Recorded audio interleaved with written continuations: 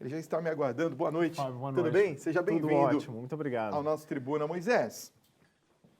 Nós estamos vivendo num período em que vamos dizer assim, a internet parece que dominou, né? Nós não temos mais outra ferramenta tão poderosa que foi criada como a internet, pelo que nós percebemos, que dá voz às pessoas. Podem fazer transmissões ao vivo, pode, como estamos falando aqui, pelo WhatsApp enviar mensagens instantâneas, né? Ao mesmo tempo em que estamos fazendo um programa ao vivo em rede nacional, com toda a estrutura da Rede Vida. Quer dizer, para as religiões, o que representa de verdade esta revolução? Pois é uma revolução que a gente pode dizer que tem, como diz um dos autores que eu trabalho, ele vai dizer que é uma revolução de 10 mil dias. E não tem muito mais do que isso. Se a gente for pensar no tempo que a internet tem de história, não passa muito mais do que isso, né? 10 mil dias. Mas a rapidez que os processos se deram e a intensidade que isso se deu, realmente foi uma revolução, né? Se a gente for pensar em termos mais históricos, na época da imprensa, a invenção da imprensa, tudo isso, os processos foram muito mais longos, né? Foram séculos e séculos para as coisas irem se ajeitando, digamos assim. Mas a internet foi uma coisa tão instantânea, tão rápida e tão poderosa nesse sentido de transformação que abalou as estruturas de praticamente tudo. Se a gente for pensar a educação hoje, se a gente for pensar a saúde, a política, o esporte, né? Inclusive a religião. Então também todas essas experiências de relação, de contato, de proximidade, de humanidade, tudo isso acaba sofrendo transformações também, né? As formas das pessoas se contatarem entre si, como você falava, quer dizer, né, os contatos mediados pela internet entre as pessoas, mas até mesmo com o sagrado, digamos assim, com o transcendente, né? Seja com Deus, com os santos, enfim, tudo isso também vai sofrendo novas formas de comunhão, de comunicação, né, nesse sentido. E como que você analisa, por exemplo, o papel da mídia na prática, na experiência contemporâneas da religião e da espiritualidade? Como é que você enxerga isso? Pois é, eu acredito que todas as religiões, de certa forma, estão tentando lidar com essa realidade, né? E a gente pode tomar, por exemplo, o caso da nossa igreja, da Igreja Católica, os passos que foram sendo dados nos últimos anos, né? Desde, por exemplo, se a gente for tomar como um primeiro marco, 1997, quando foi lançado o primeiro site do Vaticano, né? Então, a primeira presença mais oficial institucional da igreja. E desde lá a gente foi vendo passos e passos que foram sendo dados, por exemplo, pela Santa Sé, mas também aqui na Igreja do Brasil e várias outras instituições, de alguma maneira tentando lidar com essa nova realidade, né? Porque eu acredito que tem três aspectos que a gente pode perceber de mudança, né? Em primeiro lugar, uma mudança em termos de espaço. Quer dizer, hoje a gente não precisa mais viajar para santuários distantes. Muitas vezes os santuários já têm uma experiência virtual, quer dizer, se chama assim até santuário virtual de Guadalupe, santuário virtual de Aparecida, que as pessoas podem peregrinar, de certa forma, pela internet, né, tendo essa experiência também do espaço sagrado de outra forma. Mas também o tempo, quer dizer, hoje a gente quer experiências, quer formas de contato que têm que ser instantâneas, né? Quando, por exemplo, a tradição da igreja sempre fala dos séculos, né? Até que a morte nos separe, enfim. Essas experiências de um tempo prolongado, numa época da internet, as pessoas querem as coisas instantâneas, já, né?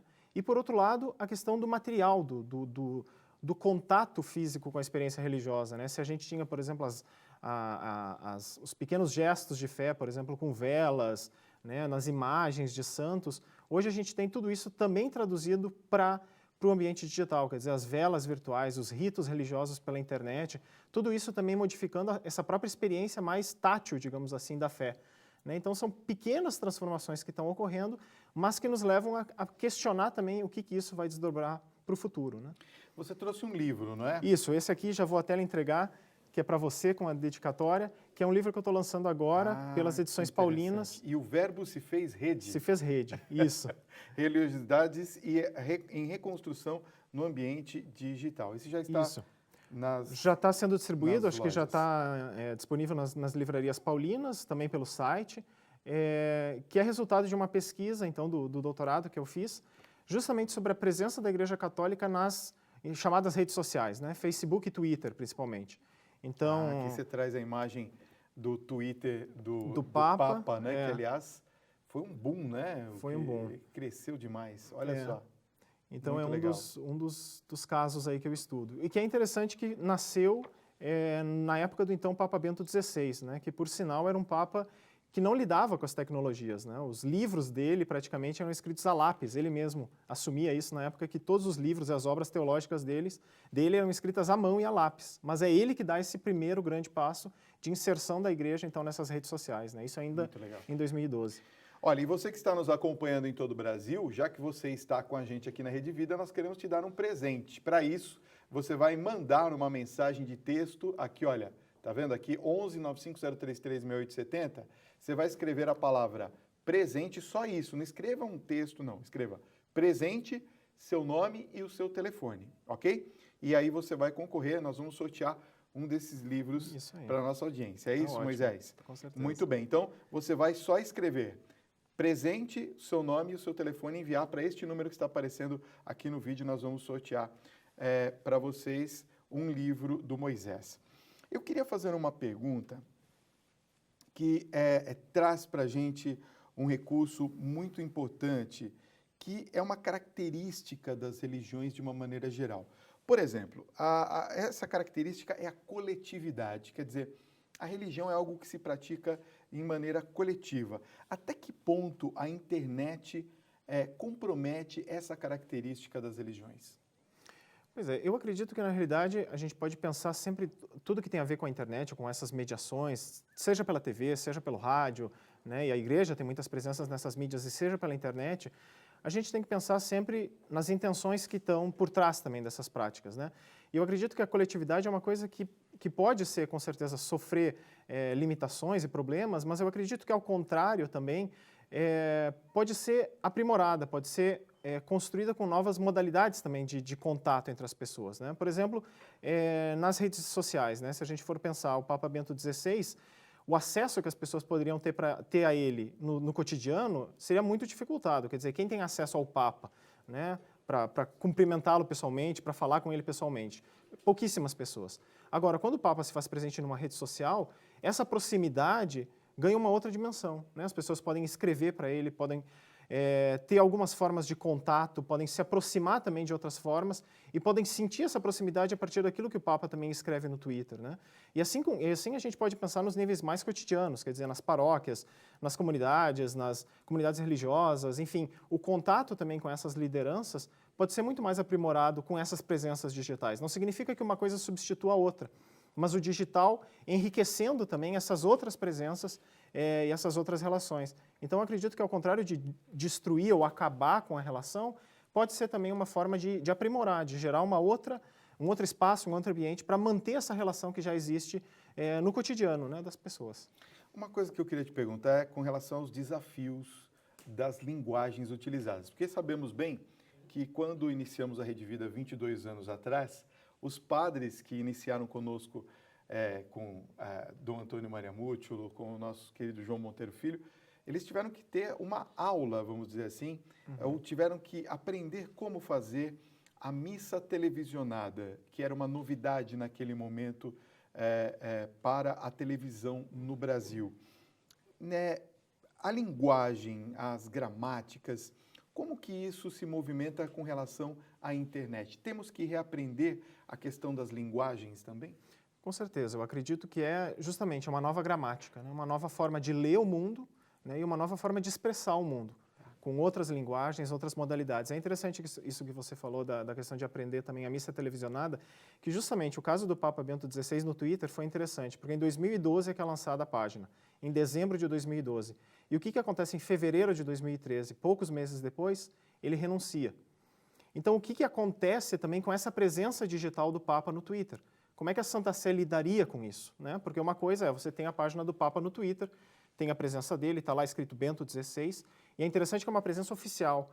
Tanto é que uma parte da pesquisa eu fiz lá no Vaticano, e o Twitter do Papa é magistério pontifício. O Papa tem que assinar o tweet que vai ser lançado naquela página, porque é o Papa falando em nome próprio naquela mídia, né? Então, é uma presença extremamente oficial e institucional. Mas, a partir do momento que esse Papa renuncia, como é que você traduz isso no Twitter, né? Uma página que antes era do Papa e agora o Papa não está mais. Então, é interessante também esse processo que acontece no Twitter. Então, eles trocam o nome, não é mais Pontifex, quer dizer, a conta permanece Pontifex, mas não aparece mais Bento XVI, aparece sede vacante, né? A sé do Papa que está vaga, e a foto do Bento XVI é trocada por um brasão neutro dos pontífices em geral. E a partir do momento em que então, o conclave está ocorrendo, e é eleito Papa, mas não se sabe o nome, então também se troca lá o brasão por um outro brasão, para mostrar que agora tem um Papa, mas ainda não se sabe o nome, e quando então é anunciado o nome de Francisco, se troca o nome da conta para Papa Francisco. E quando o Papa começa então o seu pontificado, se coloca a foto dele e o próprio Papa começa a tuitar então em nome próprio. Mas é interessante também isso que você falava de novas linguagens, porque é um pouco isso, né? A igreja, claro, dá os seus passos, mas também a realidade desperta para coisas novas, né? Por exemplo, isso, um Papa que deixou de ser Papa, como é que a gente traduz isso na internet? Né? Então a gente pode pensar isso nos mais variados sentidos, né? Como é que nós traduzimos a nossa tradição, que é tão histórica, tão milenar, como é que nós traduzimos essa tradição para uma linguagem que é extremamente contemporânea, que envolve outros tipos de relação, outros tipos de simbologia, e, de novo, uma outra relação de espaço e tempo, quer dizer, que é muito mais instantâneo, que demanda outras formas de pensar mesmo as relações, né? Então, acredito que é um aprendizado que a igreja é convidada a ter nesse momento, né? Inclusive, a gente vê aqui na própria Rede de Vida a questão das transmissões, né? Nós temos uma estrutura, graças a Deus, muito boa, onde nós levamos de vários pontos do Brasil, seja de Goiás, seja do Canindé, seja aqui mesmo de São Paulo, do Santuário Mãe de Deus, lá do Padre Marcelo Rossi, e nós vemos que há uma participação muito grande das pessoas dentro da Rede de Vida, acompanhando essas transmissões ao vivo. Eu queria falar um pouquinho sobre este processo de secularização que nós vemos a partir da consolidação da relação religião versus mídia. Nós estamos nos tornando mais religiosos ou mais secularizados, na sua opinião? Eu acredito que ainda mais religiosos. Eu acredito que a secularização, na realidade, se a gente for pensar nesse sentido de um abandono da religião, eu acredito que não é o que vem ocorrendo. Eu acredito que, de certa forma, o religioso, quer dizer, essa busca de algo a mais do que a vida cotidiana, está presente muito mais fortemente hoje, né? Quando a gente tem uma vida muito mais corrida, muito mais atropelada, então as pessoas sentem essa sede interior, né? E a gente percebe isso, claro, talvez não seja uma busca do cristianismo ou do catolicismo institucionais, tradicionais, né? Talvez é uma busca de um religioso que está aí disperso, quer dizer, as pessoas buscam algo a mais, seja na arte, seja, enfim, em outras formas de religião, né? Talvez não essa religião institucionalizada, mas um religioso mais heterogêneo, mais diluído, digamos assim, né? Mas essa sede faz parte do humano, né? É antropológico, digamos assim, né? A busca por esse religioso. E eu acho que aí a gente percebe também a internet como um espaço que as pessoas fazem essa busca, né? De um modo bem cotidiano, por exemplo, entre os jovens ou as pessoas que têm uma dúvida, que querem saber mais sobre a religião, que querem saber mais sobre Deus ou o sagrado, o que elas vão fazer? Será que elas vão recorrer a uma liderança religiosa do seu bairro ou da sua comunidade, ou será que elas vão lá no celular e no computador e jogam essa pergunta para o Google ou etc., né? Quer dizer, a internet também como uma porta aberta de busca do sagrado, e a importância e a riqueza da igreja está aí presente para também oferecer respostas para essa busca, né? Então, acho que é um campo aberto para a missão, digamos assim, e para pensar a evangelização também, a internet nesse sentido de que é um espaço hoje que as pessoas constituem a sua vida, quer dizer, a gente está constantemente mandando fotos, a nossa vida está na internet, né? Sim, se a gente for pensar os nossos dados, os nossos documentos. Então, também a igreja, se tem humanidade aí, a missão da igreja está aí presente também, para oferecer uma resposta, né? Eu estava hoje na rádio lá com o Altieres Barbieri, um dos grandes comunicadores, que iniciou, inclusive, o trabalho com o Padre Marcelo Rossi na Rádio América aqui de São Paulo, quando era diretor na época, e ele estava comentando alguma coisa comigo com relação a ele fazendo um paralelo entre as enciclopédias de antigamente e hoje, os buscadores digitais. Quer dizer, se substituiu completamente, porque qualquer coisa que você digite, qualquer palavra na internet, hoje você tem nos buscadores todas as informações que você tinha antigamente nas enciclopédias, você tinha que saber em qual volume que estava, inclusive, não é? Agora, eu queria fazer uma pergunta, porque em uma de suas publicações você fala que a internet não é um outro ambiente, mas uma continuidade daquilo que o ser humano vive em seu cotidiano. E, costumeiramente, nós ouvimos falar da internet como um ambiente onde o ser humano vive uma realidade diferente, chamada muitas vezes de realidade virtual. Você concorda com o uso do conceito virtual? Como a gente poderia entender esse conceito? Na realidade, eu não gosto muito de usar o conceito virtual, porque muitas vezes nos dá essa ideia de dicotomia, né? Então, quer dizer, nós temos uma realidade real e nós temos uma realidade virtual como se fosse uma coisa meio etérea, meio inapalpável, que não tem muita humanidade. A humanidade estaria no real e o virtual é como uma coisa, não sei, meio misteriosa, né? Mas eu acredito que não, ao contrário, quer dizer, se nós temos uma realidade concreta, essa realidade também se traduz no ambiente digital, eu prefiro dizer, ou então no ambiente online, ou enfim, né? Porque, e isso é interessante, que até o próprio Papa Bento XVI, num dos seus documentos, ele vai dizer que o ambiente digital não é um ambiente virtual, mas é um ambiente repleto de humanidade, porque eu acho que era como o que a gente vinha conversando antes. As pessoas constituem as suas relações, a gente vê muitas vezes casamentos que se constroem a partir da internet, relações de amizade que se dão também mediadas pela internet, o seu contato, talvez, com muitos dos seus telespectadores, que hoje podem ser, né, amigos, talvez se dão também por essas redes, e quantos de nós temos experiências assim? Né? Então, eu acredito que não é só essa realidade virtual no sentido de uma coisa inapalpável, mas tem muita humanidade aí também, né? Tem muita relação, tem muitos afetos que passam também por esse ambiente digital, né? Inclusive a experiência religiosa, a experiência do sagrado. Né? Muitas vezes nós não podemos ir até Roma ou, enfim, acompanhar as peregrinações do Papa e acompanhamos isso, seja pela TV, seja pelo rádio, mas também pela internet. E nos sentimos tocados ali, nos sentimos presentes também naquele momento, sentimos, de certa forma, falando numa linguagem mais religiosa, a graça de Deus, né, penetrando na nossa vida, mediado também por essa tecnologia. Então, por que não pensar também numa presença religiosa, numa experiência religiosa mediada por essa tecnologia, que não é fria, né? A tecnologia não é só fios e, quer dizer, a comunicação não é só fios e cabos, né? A comunicação também envolve esses afetos, essas experiências de humanidade, né? Que vão muito além dos cabos e dos fios, né? A tecnologia acaba, digamos assim, sendo um meio mesmo, né? Mas o que passa é muito mais profundo do que isso. E eu acredito que esse é o desafio da igreja hoje, né? Pensar para além da tecnologia, né? Estava falando, eu estava pensando aqui nas capelas virtuais, nas velas virtuais, né? Então, muita coisa se dá nesse ambiente. Com certeza. Agora, é engraçado, né? O uso da internet, ele é feito por ambas as pontes, né? Ambos os espaços. Como que você enxerga? Você acha que a internet acontece mais por parte dos indivíduos, das pessoas, ou por parte mais das instituições religiosas? Qual que é o eixo que nós podemos observar? É um movimento mais das instituições para os indivíduos, para arrebanhar mais pessoas, ou é o contrário, as pessoas que estão buscando esse ambiente digital para se suprir dessa necessidade que você estava falando agora? Uhum. Eu acredito que, em termos, por exemplo, especificamente da Igreja Católica, eu acredito que a Igreja começou a dar os seus passos um pouco atrasada em relação àquilo que a sociedade vinha fazendo.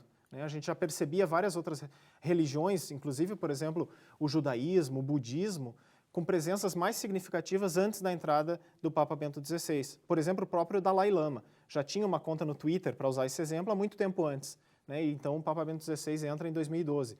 O Twitter foi fundado em 2006, né, lançado. Então, imagina, 6 anos depois é que a Igreja dá o seu primeiro passo nesse sentido. Mas eu acredito que hoje as coisas tendem a se equalizar, de certa forma, né? Mas eu acho que esse é o desafio também, porque a Igreja, mesmo tendo uma presença institucional ali nesses ambientes, o que as redes sociais nos apresentam hoje é essa construção também, de certa forma, de sentidos, de símbolos, de linguagens por parte da sociedade, por parte de pessoas comuns. Então, se a gente for, por exemplo, em redes sociais como o Facebook e o Twitter, nós vamos ter presenças institucionais da Igreja lá. Mas muitas páginas, muitos perfis são de pessoas comuns, que ganham, de certa forma, uma notoriedade, um reconhecimento quase do mesmo nível que a instituição.